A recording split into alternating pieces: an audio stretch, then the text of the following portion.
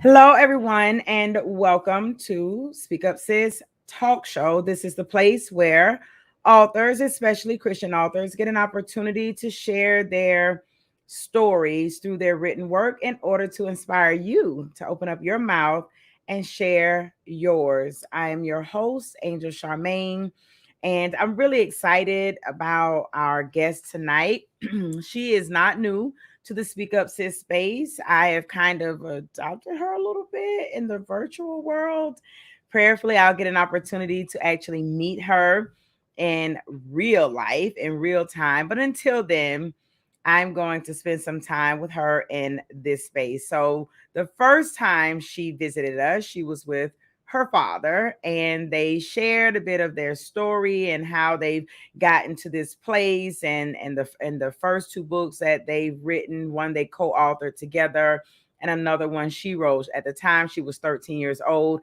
Now she's 14. She just recently had a birthday, and so she is back because guess what she has done? Published another book. And so tonight I want to introduce you all to and reintroduce you all to Miss Haelee Moone. Welcome, Haelee. Hi. Or welcome back, shall I say. Thank So, you for having me. oh, you are so welcome. You are so welcome. So everybody, tonight I've done a little chit-chatting with Haelee. And I decided I wanted to do something a little different. This space is designed to allow you all to meet our authors outside of their work. We have conversations that connect with our authors here, so you can get a feel for the author and who he or she is and what their life is like and all that good stuff, so that maybe something they say, something about them will resonate with you and will make you really want to go read their work. So, because they talked about their story the first time they were here, I decided tonight I want Haelee and I to have a different kind of conversation. And we're going to talk about making it happen at any age. How about that, Haelee? How are you feeling about that conversation? That's fine with me. I've had a conversation like this before. Okay, perfect. See, so one thing you all are going to witness in a few moments, it's going to happen. It's just going to happen in a moment. You're going to realize that Haelee is not only beautiful, but she's brilliant. She's an intelligent 14-year-old. And I wanted to talk with her about how she is able to do these big things at her age. She became an author at 13. 12. You became an author at 12. I met you at 13. So she became an author at 12. And since then, she has written another book. She has two audio books as well. And we're going to allow her to share about that. So I want to talk with her about how she's doing it, because there are grown people who are not doing it. Okay, so before we do that, if you will, please just share with our audience just a little bit about who you are and give them a little background. Okay, so my name is Haelee Moone. Um, I wrote my first book when I was 12, like you said. I have written two books on my own, and then I've co-authored two other books. So in total, I have four. And I also have a business that I run, which is like related to my first book, which is The Rules of a Big Boss, a book of self-love. And my business is called The Rules of a Big Boss LLC. And pretty much what it is like it sells empowerment clothing and products and stuff like that. So it's like a visual representation of what's in the book. So that's it. All right, so here we go again. I didn't even tell you all about the business venture that she has, but we're going to talk about that in more detail in just a moment. So the very first book, when you all came on, I have this one. This one is The Rules of a Big Boss, a book of self-love. This is the book, everybody. So let me just say, when I first got this book, Haelee, um and she just woke up, y'all, for this. So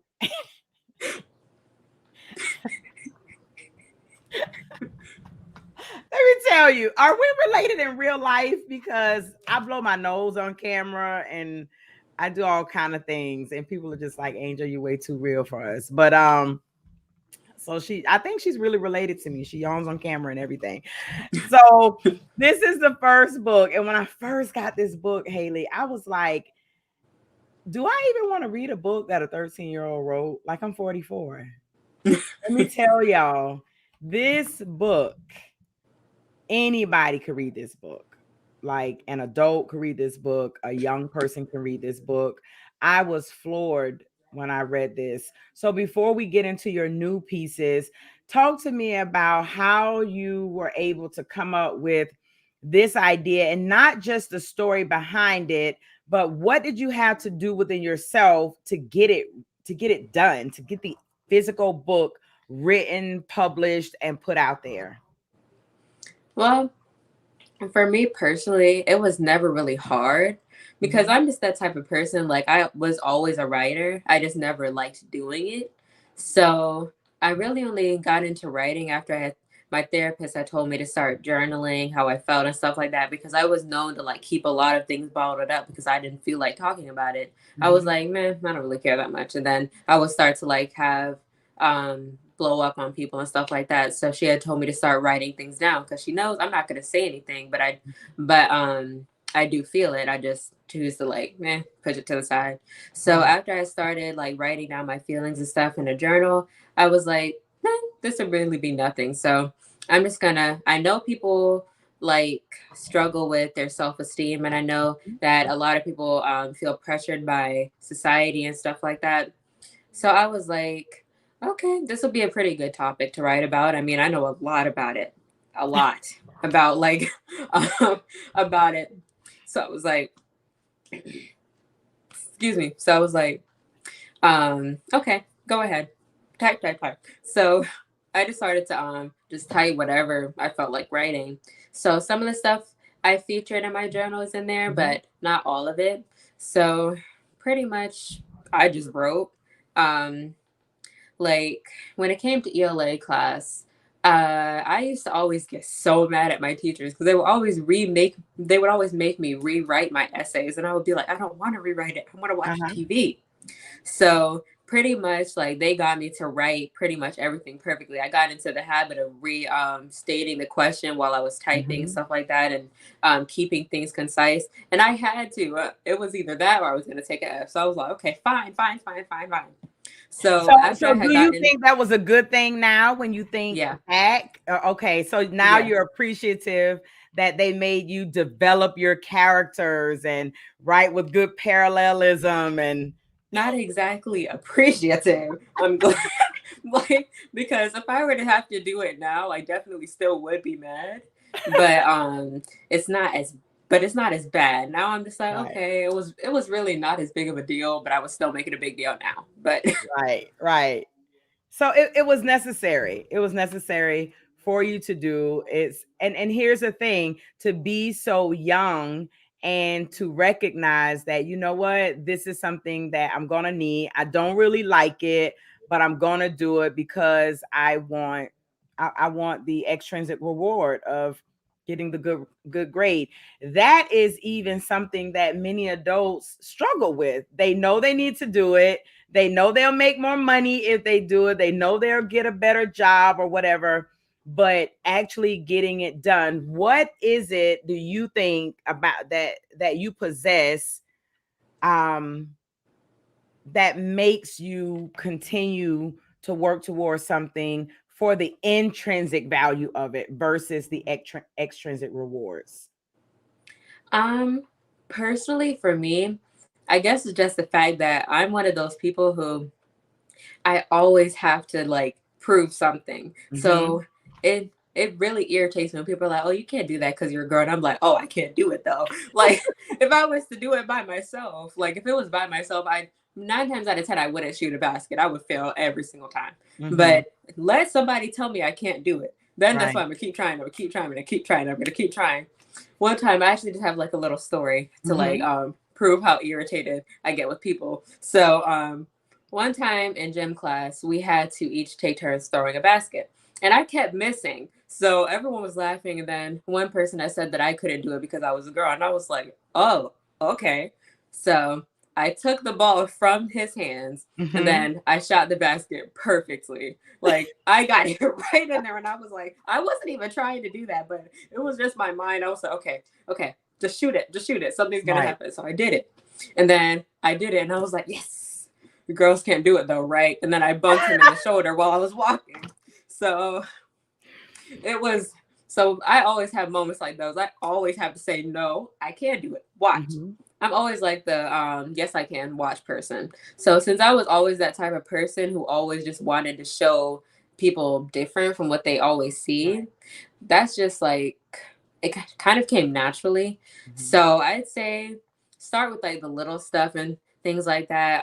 If people say you can't do it because of a stupid reason, like your gender or your race or something like that, I'm like, oh, okay. So just practice at it, just keep doing it and stuff like that. So pretty much just train your mind to not train your mind to obsess over it, but train your mind to just do it. And because 9 times out of 10 you'll get it right, because I honestly didn't think I was going to shoot the basket myself, but I did. And here's that thing, that the idea that what it is that you think about, right? What it is that you ponder on, what it is that you set your mind to do, you're more than likely going to do it. I understand that concept as well. Even for myself, I think I can totally agree with you in that. If you say Angel can't do it, I'm going to say, watch me work. No, I'm not going to say anything at the moment. I'm going to let you watch me work. And then I'm going to be like, can I help you with this thing that you said I couldn't do? Like, I got a whole service for you that'll help you do what I've done, right? And some people might say it's petty, but it helps you get the thing done.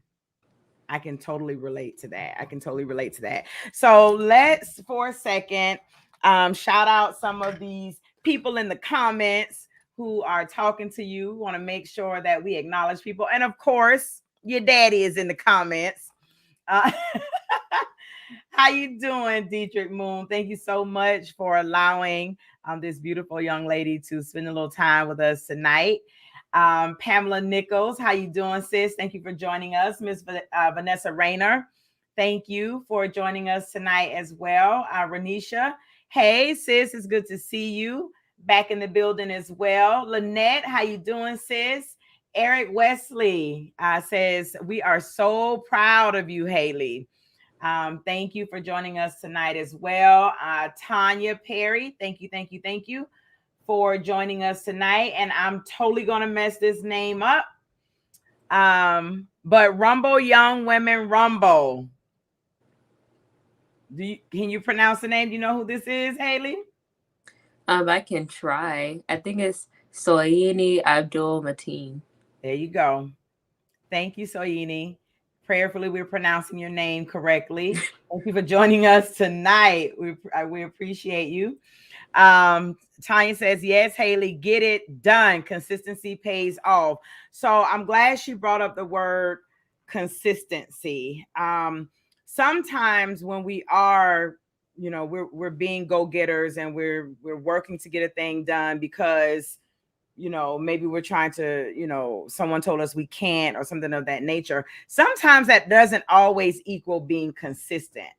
Are you a consistent person, though? When you set your mind to doing things, do you set goals consistently, set tasks consistently, and then follow through consistently?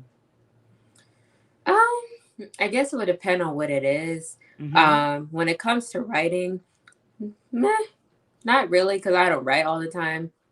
I really only write when I get the feeling to. So if I see something, if I read something, and I was like, ooh, I should write about that. So I like write a small poem about it. I'm like, okay, I'm gonna finish that later. So it pretty much, when it comes to writing, I just drop in and pick it up later because it was just like in the heat of the moment thing.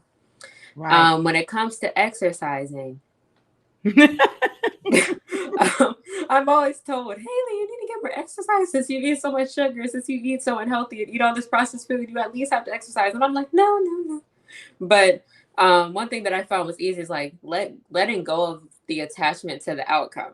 So if you always think Okay, back up. of, Repeat that. What did you say? Letting go.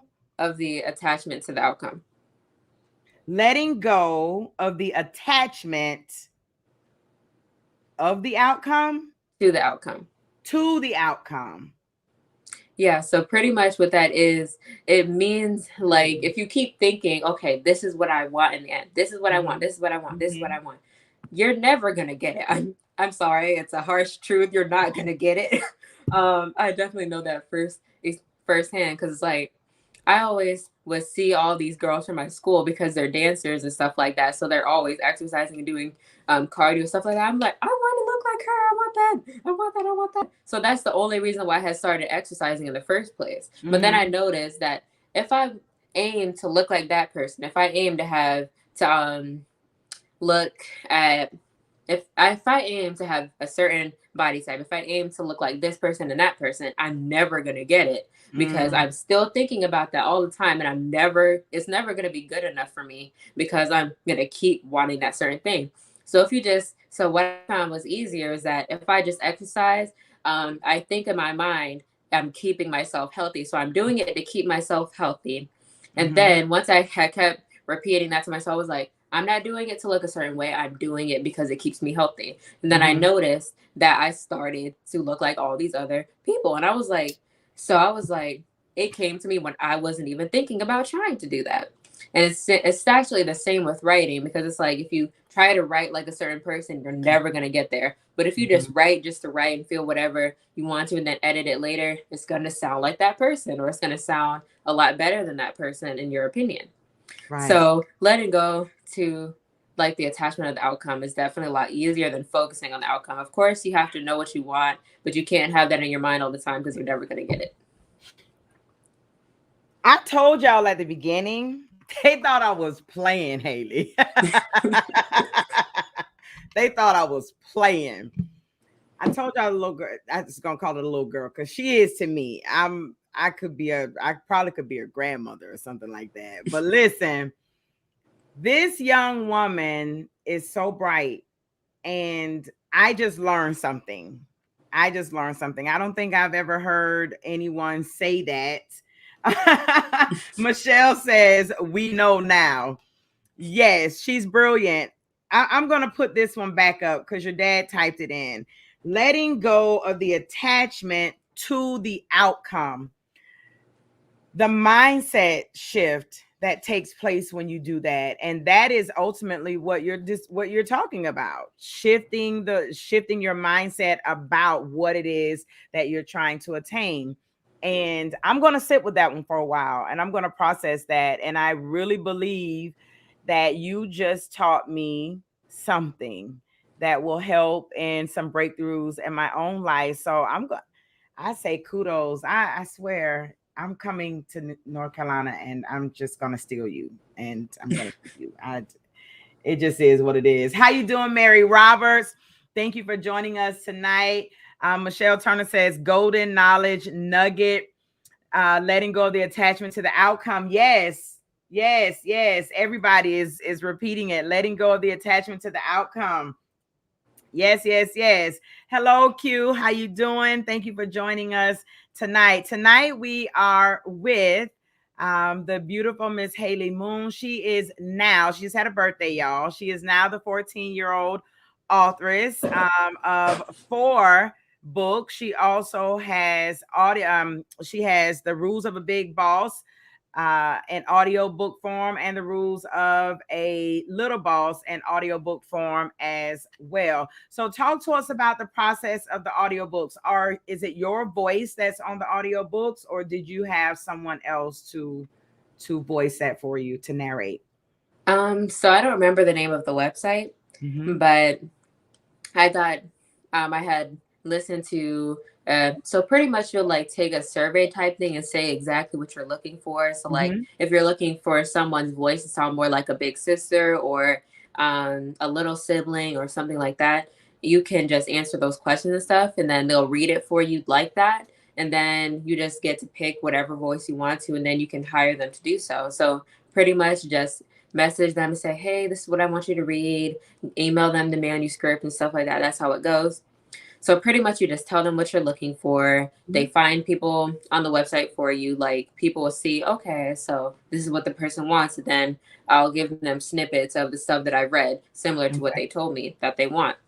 So no, it isn't my voice because, I would have gone tired reading it. I would have been like, okay, y'all, I'm gonna take a break. And then I will walk away and then I probably never pick it back up until like a day later. I'm like, okay, going back. So no, it isn't my voice, but it's someone else's. And what I wanted to like achieve with like the voice was to make it sound like a big sister, because people hear their parents talk all the time, and usually it just goes through one ear and out the other. It's like, okay, I hear you and I understand you, but I'm not paying attention to you. So pretty much that's what I do with my dad. Like my dad can tell me like the moon and the stars, and I'll just sit there and I'll be like, okay, yeah, and then I'll just be like, yes, I understand.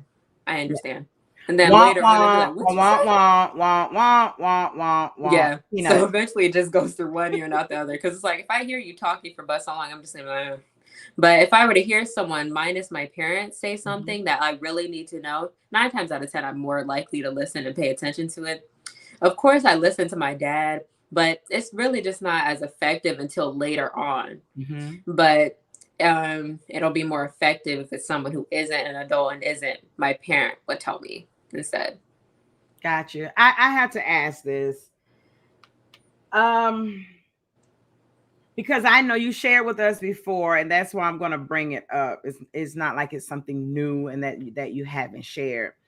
And you said earlier you had a counselor that you work with, a therapist that you work with.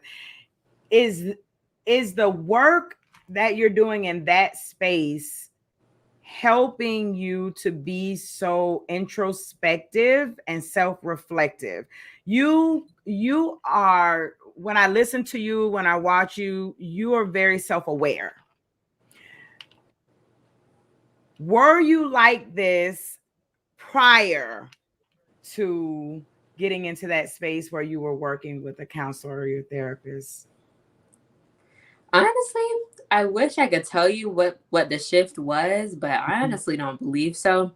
Because before I started writing, I started to get more into a mindset of writing and like stuff like that, and seeing things from multiple different perspectives. So pretty much, I've already told you like the hit point with like my ex-best friend and what made me want change for my life. And I feel like that was kind of what helped it more rather than the writing part itself.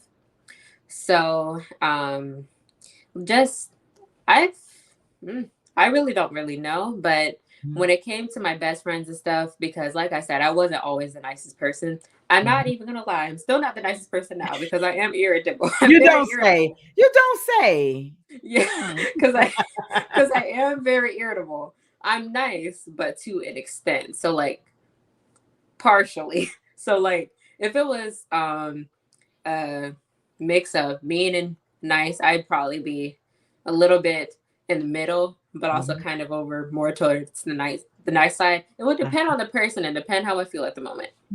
So like my dad will tell you, if he wakes me up from my nap, I will be as mean as can be. I will not talk. I will be irritated with anything that he tells me. He's like, Haelee, go do the dishes. I'm like, dishes? I'm tired. You just woke me out of my nap and I'll be over there like just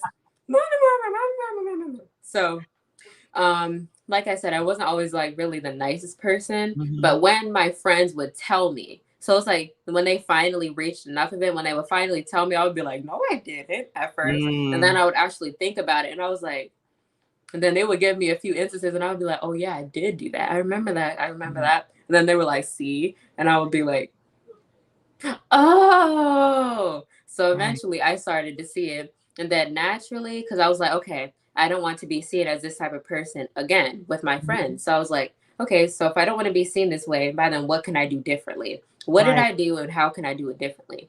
So I feel like that's probably like the shift, is because I didn't want to hurt them more than I already had. So I was like, okay, I don't want to hurt my future best friends because I already lost them because of this reason. So I don't want to lose someone else because of the same reason. So that kind of forced me to look back at myself, because it's you never really realize what you do or what you had until you're in the process of losing it. So pretty much I was like, okay, I don't want to go through this again. I don't want to see this again. So what can I do differently? So I look at every tiny detail and I'm like, okay, I'm gonna pick this apart. I'm gonna pick this apart. Okay, what did I do in this situation? Why did I do it? So what ticked me off to the point where I had to say that, where I felt like that was necessary to say when it really wasn't. So I was like, okay, how did I feel at that moment? What could I have done differently? So I just pick apart every single thing, every single thing. When I'm watching a TV show, I'll be thinking in my head, what did they do wrong? Or like, okay, you know who's mainly wrong in the situation. Okay, but what did the other person do to make them react that way? Or what happened in their past? So then I think about myself and I'm like, okay, I know what I would have done. Maybe it's the same thing. So even if you're not willing to do it within yourself, you can also do it with people in TV shows. See, that's smart because, and it's a smart thing to do because it's like, if you're not willing to look at yourself, look at someone else, but it's not a real situation. So eventually you start to look at yourself by accident. So if you look at all these Tyler Perry movies, you can find easily what is wrong with these people. You can find out that real easy. And then once you start to watch more movies and stuff like that, you're like, okay, for someone to have not been in a relationship, I sure do know a lot about it. But that's only because I watched it. I'm like, have you been married? Did your dad like marry you off at 12 and right divorced? And did you have some babies? All by the time you're 14. Right. So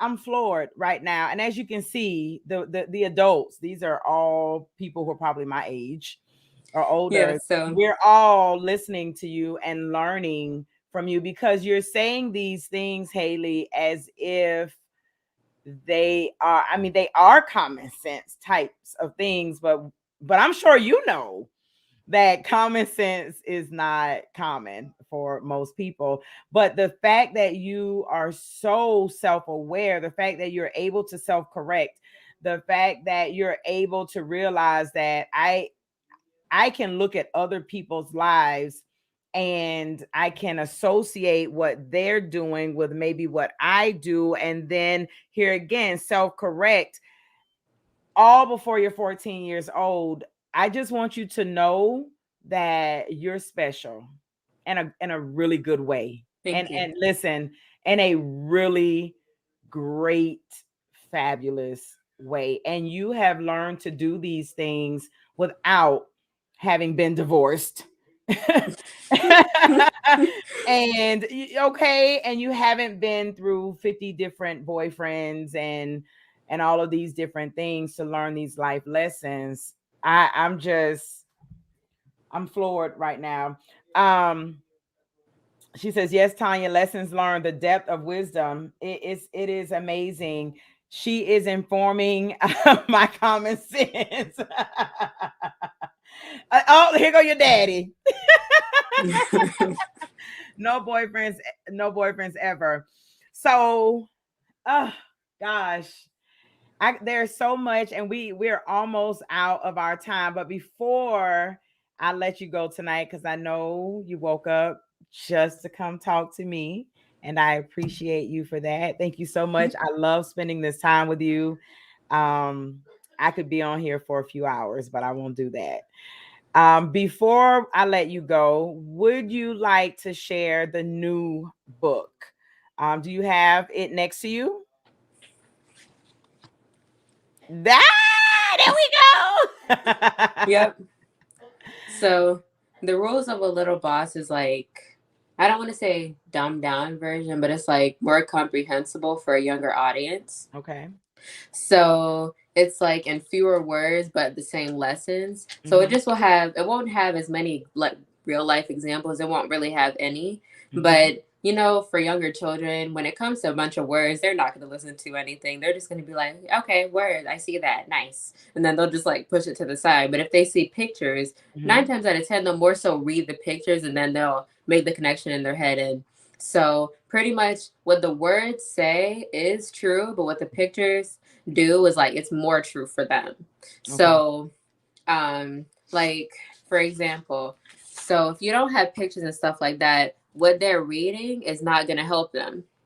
So a lot of the pictures, it's like they can make connections. They're a lot smarter than we think. So they can make the connections with what they see at school. They're like, okay, I see this picture. I've seen that before. Oh, that's nice. And then they start to like read the words and they're like, oh yeah, I did it, Mom. I did it. Look, I did it.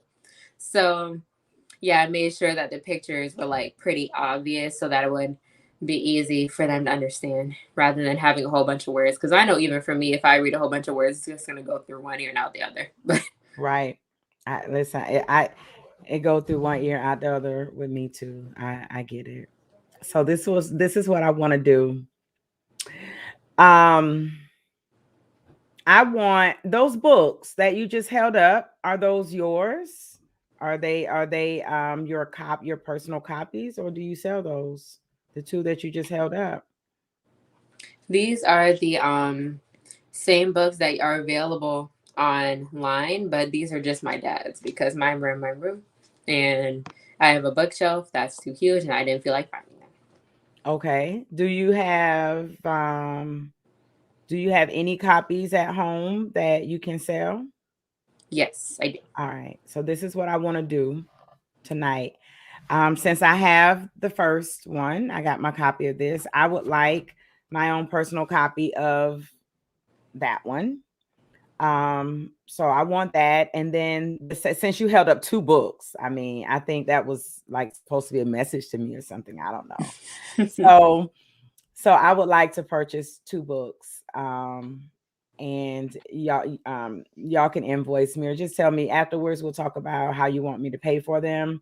And we will gift one of our viewers tonight with one of the books. And let me see, what's the age range for the rules of a little boss? What do you think your target age range is for that one? um, uh, ages all the way up to the fifth grade. That's what, according to my dad. But personally, I feel like fifth graders would read the rules of a big boss. They wouldn't really pay much attention to this. So I Mhm. would say more so all the way up until the third grade or Third fourth. grade. So what is that? What is that? Third, what is that, like 8 or 9? What is that? Around 8 and 9 So from and like younger. what, 2 years old to 9 or something like that? Yeah. All right. So this is what I want to do. We're gonna do this really quickly. Okay, um, your dad says 3 to 10, somewhere in there. You okay? It's your book. Let me take that off the screen. Tell me the ages you say. Okay. I'm going to say from ages 2 to 9. 2 to 9, Dad. 2 to 9. So, what I would like, if you're watching tonight, thank you so much for joining us for Speak Up Sis Talk Show with Miss Haelee Moone. She is a 14-year-old brilliant. That is your new word. Every time I see you, I'm going to call you brilliant because you are. Business owner, CEO, entrepreneur, author, 4 times business. I mean, she's doing it all. She's making it happen, even at 14 years old. Um, so what I would like for you all to do who are watching, if you have a child or you have a grandchild who is between the ages of 2 and 9, the first person who types in the age of your child or your grandchild that's in between the ages of 2 and 9, that second book is yours. We're waiting. Is that okay, Haelee? Yep. Okay. Valerie Champion. She quick on the fingers. Valerie Champion has typed in 7. So that fits. We got a 7-year-old who's going to get this book. That was the first one. All right. So I'm going to purchase 2 books, one for me to put on my personal Speak Up Sis bookshelf, and another one will go to Valerie Champion's 7-year-old. And I'm sure that 7-year-old is going to enjoy your book. And before we go, I want to read a little piece, just a little snippet of this. Is that okay? Mm-hmm. Go ahead. I want you all to hear this one. The age range is like probably what, grade 5 on up. Mm-hmm. Yeah. And adults can read this and learn. I want to read a little piece in here. It's from Haters. I like that part, Haelee. This is called Haters. And it says, and this is Haelee's book, The Rules of a Big Boss. And it says, you just know that you are looking good after you complete your vibe session as referenced in rule number 1. You are now ready to enter the social outing, the school, or step on the school bus. But you notice something off putting. You observe that the group of haters, mean girls, are rolling their eyes and undressing you with nasty looks. You even overheard a few of them demeaning you in some way. Well, that is totally okay, sis. And I am here to tell you why. Haters are motivators. They are evidence that you are doing something right. And so, what if they do not like your outfit or your hairstyle? I mean, they are not the ones that are wearing it, right? Mean girls may not let you sit with them on the bus or in the cafeteria. They may not even want to be seen talking with you in the hallway. They may not consider you as trendy or lit. But the truth is that they have stale viewpoints of what is trendy.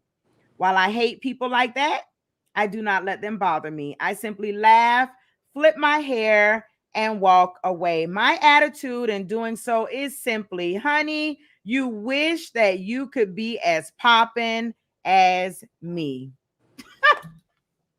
Shut the front door. That is from The Rules of a Big Boss, a book of self-love written by Miss Haelee Moone. Sis, I appreciate you. I love you. You already know how I feel about you.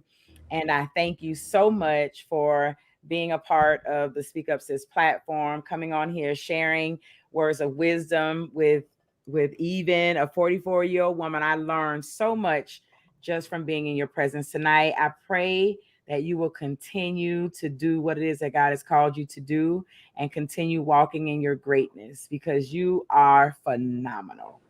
Okay. Thank you. You are so welcome, darling. You are so welcome. And you've got let's see here. You got some people talking. Mary J. Blige said, haters, how are you? Valerie says, I love it. Michelle says, just purchased the first book. So proud of you. Thank Lynette you. says, drop the mic. Tanya says, awesome, Haelee. I'm excited to read your book and to share it with others. So thank you all so much for joining us tonight. Thank you so much, Haelee. And you know, I like to allow my guests to have the last word in the space. So is there something that you would like to leave everyone with before we are out for the night? Okay. So yes, I do. I just needed to say it. But like, since there are like pretty much mainly adults in like this room, so I was like, okay, I feel like I need to say this because I've been wanting to say it for a while, but because my dad won't listen to me, so maybe I will. But we will but listen. When it comes to your younger children and stuff like that, who maybe like 10, 13, 12, 14, like me, around that age group, stuff like that, if they see like your relationships and stuff like that, trust me, they're paying attention. I promise you they're paying attention because I definitely know I was. So I would like, I'm not going to say I didn't mean to because I definitely did mean to, but I would always like hear the type of stuff that my dad would be talking about with his ex-girlfriends when I was younger. And now moving forward, when I see like his relationships and stuff like that and they break up, I'm like telling him like the reason why. I'm like, oh, you broke up because of that. And he's like, how would you know that? And then I'm like, because I saw it. So they see a lot more than you think that they see, and they know a lot more than you think that they see too. And just because they might not have been in relationships or any that you are aware of, then they pay attention. So when we give you like a relationship advice and stuff like that, it may seem weird because we're younger, but trust me, we're not wrong because we see what's happening. So I would give my dad relationship advice and I would say, well, you can't just give up on dating because of one thing, because you don't know everyone. And then you always tell me to think logically and not just with emotion. So why are you thinking with emotion? So I'll say stuff like that to him all the time. And then he would always contradict himself and he would just be like, just quiet. And I would say, see, yeah, listen. Hi, Dad. Dad, get up out the room, Dad. Anyways, like I was saying before he so rudely interrupted, we uh, we say a lot more than you think, and just because we're young doesn't mean that we don't know what we're talking about. So definitely. And we're also secretly watching those shows that you say, oh no, you can't watch this, you're too young. Trust me, we hear it. We hear it. We hear it. And we find ways to watch it anyway. So I'm just gonna tell you that now. Listen, thank you for that. And I will say that I heard you. I heard all the things you said and some things that you didn't say. I heard it. And I'm praying that every adult who's watching you tonight live and every adult who will watch this later, I pray that they have heard you as well and that they will heed what they have heard tonight. Your children are watching, your children are listening, your children, they know what they're talking about. So when your child brings it to your attention, listen. All right. Is that good? Yep. That's good. Girl, I love you. I'm going to be in North Carolina. Let me know when I can come visit. I'm coming and I bring gifts. I'm the auntie that brings gifts. So I will see you really soon. Thank you so much, everyone.